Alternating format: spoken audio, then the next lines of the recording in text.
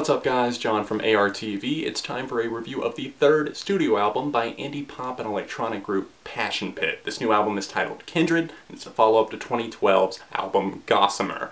All throughout their career, they put out an eclectic range of albums, slowly adding in more organic instrumentation through the years and kind of becoming a full-fledged band, even though there is only one permanent member. Kindred usually refers to family or else something that kind of flows in a similar vein, and you could probably guess by titles like My Brother Taught Me How to Swim that it definitely does talk about family here on the record. I think it also refers to things being similar, of a similar vein, kind of flowing towards the same place. I think Kindred has a batch of songs that come from a place of not only 80s synth pop, but at the same time modern indie influences. I'm hearing a lot of outside instrumentation that maybe wasn't there on like Manners or Gossamer. I got into Passion Pit around the Chunk of Change EP, I think around 2009 is when that dropped. One of my exes showed me the song Sleepyhead, and I thought it was something like totally kind of ethereal, something I'd never heard before. All of these new sounds. I wasn't really into music with a singer that had such a high-pitched voice at the time, but throughout the years I've really come to appreciate a lot of their discography, but I've never really fallen head over heels for one of their full lengths. Sole full-time member Michael Angelakos has really fleshed out their sound over the years, like I mentioned, adding in more and more instrumentation to make things a little bit more lush and not just so computer sounding almost. I think a lot of their early work was done with just GarageBand, stuff he was doing in his dorm room at the time, and you could probably tell looking back on it, but at the time it was something that I was really connecting with. He's been through a lot over the years, a lot of depression. He was on suicide watch a few years ago, I think before the release of Gossamer, and he just really channeled those feelings into that record, and I think it's safe to say that he's definitely in a more positive place now. Kindred kind of feels like a celebration of sorts, kind of celebrating life and making it through all those dark times. He's married now, he's got a lot to be happy about. Their last album hit number 4 on the Billboard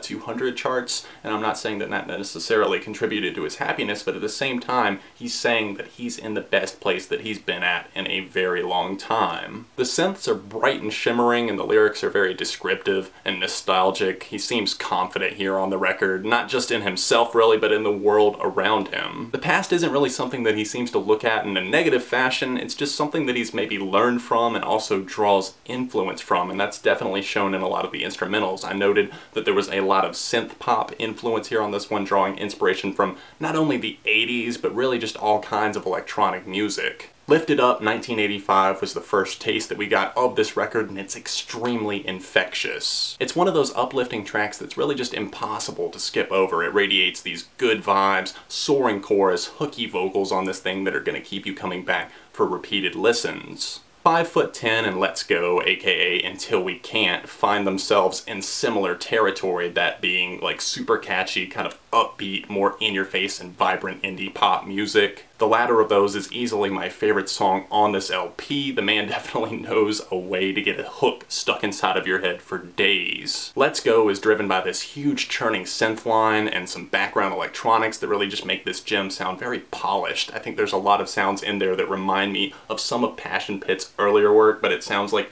building blocks once again. You can see how far they've come since the very beginning with Chunk of Change all the way up to this new record, Kindred. 5'10" is a track that does have a part 2. It's the closing track here on this record, being 10 Feet Tall, and I want to talk about the former of those first.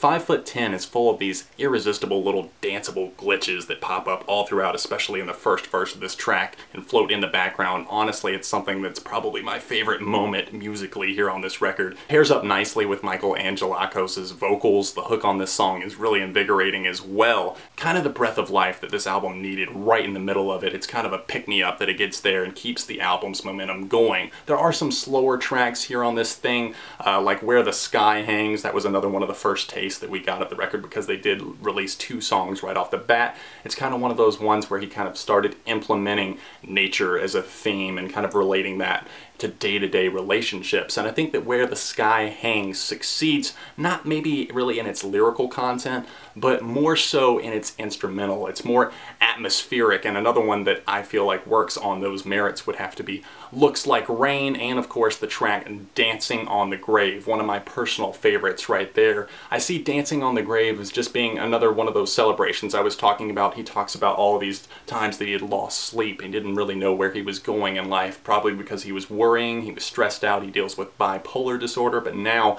he's kind of dancing on the grave of those memories. And while this track is a little bit slower, much more relaxed and chilled out, I like the atmosphere that he's bringing to the table. Some of the songs like All I Want and Looks Like Rain have a certain peppiness about them that I really do enjoy, especially on All I Want. Love the way that the synthesizers match his voice, and I think that is one that I could maybe see myself coming back to, but at the same time with both of those tracks, I think maybe we're getting a little bit too much of that sweetness, a little bit too much of that vibrance that's bleeding through. For example, if you eat a ton of candy and then you get that cavity, that's kind of what I see going on here. I keep coming back to this record for repeated listens, and I grow a little bit tired of it the more I hear it. Not necessarily every track, that's not what I'm driving at here. It's just that some of them I do tend to want to start skipping over. My Brother Taught Me How to Swim is the final track that I'm going to mention, and it's a pretty interesting track for something so simple at its core. There's a lot going on in the instrumental here. I think I'm hearing one of those like wooden instruments, you know, that you would like play back in the day where you had the little stick and you would slide it up and down and it would make some of those cool noises. I feel like I'm hearing one of those, especially in the first verse of this track. Unfortunately, this song doesn't add a ton of extra fuel to the fire here. It doesn't keep the flames going, and this track rolling on about halfway through, I kind of start to get tired of it.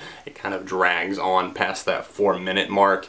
And while it does have some good ideas, I just don't feel like they were fully fleshed out, and it's kind of unfortunate. This album might not be Passion Pit's best work, but it definitely is still a solid effort. I know a lot of people were really anticipating this one, so definitely give it a try. Let me know what you thought about it in the comment section down below. For me personally, this is a 3.5. So if you've heard the new Passion Pit record, let me know your thoughts on it in the comment section down below, and don't forget to smash the like button while you're at it. Subscribe to the channel because friends don't let friends go unsubscribed. If you have any other albums that you would like to see me tackle, let me know about those in the comments. Check me out on Facebook, Twitter, Instagram, everything else you could possibly want, including my vlog channel and my second channel. Those are all linked in the description. Thanks for watching, and I will see you very soon, right here on ARTV.